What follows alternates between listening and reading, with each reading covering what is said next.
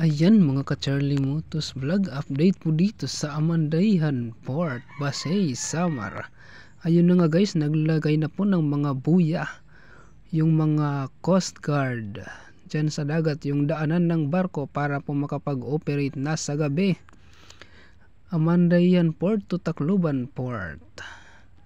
Ayan po, may mga buya na dyan, nandun po yung green tsaka yung mga dilaw at pula.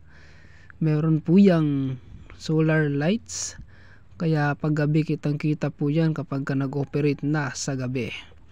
At ayun na nga guys, no, yung mga baluto, yung mga pambot dyan po, yung mga sakyang pandagat na maliliit, inililipat at ipinatanggal po yan ng PPA dahil sisimulan na po yung pagtrabaho dyan, ang pagpapalapad ng Amandayhan Port. At ayun na nga guys, pero yung pagpapalapad dyan, baka yung paglagay ng backfill, hindi po katulad ng pantalan na yan na mataas, baka siguro mas mababa lang po yan para makakadaong yung mga pambot dyan, yung iba't ibang mga kargamento na maliliit. Alright, yun na nga guys, oh. At ayun na nga, hindi pa natin alam kung kailan mag-ooperate dito. Pa natin malaman kung anong insaktong petsa ang pag-operate dito sa gabi, umaga hanggang gabi, dahil katapos lang nila maglagay ng mga buya dito na may mga solar lights. Ayun guys, oh, yung green na yon, kita nyo naman. At ayun guys, patuloy po yung operation dito sa Amandayhan Port, patuloy po yung loading at unloading ng mga sasakyan. Ayan,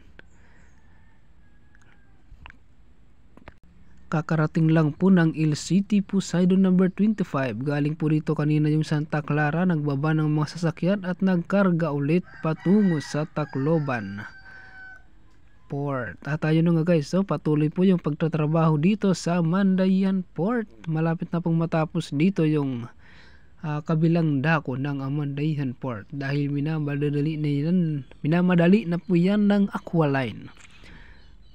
At ayun na nga guys, no, para po sa mga tumatambay dito sa Amandayhan Port, bawal na pong tumambay dito sa Amandayhan Port, pagbabawalan na po. Yung pwede lang pong makapasok dito ay yung mga porter lang po, yung mga tagahila ng PC. At ayun na guys, no, yung makakapasok lang dito sa port, yung meron lang mga ID, yung porter, yung tagahila ng PC. Ayan, dahil mag-strict na po, malapit na po mag-strict yung mga taga PPA, at saka bawal po yung mga sigarilyo dyan sa loob. Alright, at ayun na nga po, patuloy na rin po yung biyahe dito sa libreng sakay, yung ginagamit pong barko dyan, yung Roble o yung Edison. Yun po yung libreng sakay, Amandayhan to Tacloban Port. Para lang po yan sa mga essential goods, para sa mga gasolina, sa mga prutas at sa mga manok o baboy. Yun po. At abang-abang lang po tayo guys kung kailan yung biyahe. Magsisimula yung biyahe na sa gabi po, kung kailan magsisimula yung biyahe sa gabi, dahil yung biyahe ngayon umaga pa lang hanggang pong alas 5 ng hapon.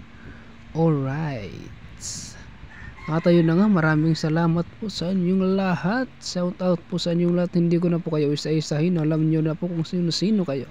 Maraming salamat sa inyong pagsuporta. Alright, this is Charlie Motos Vlog once again. Maraming salamat.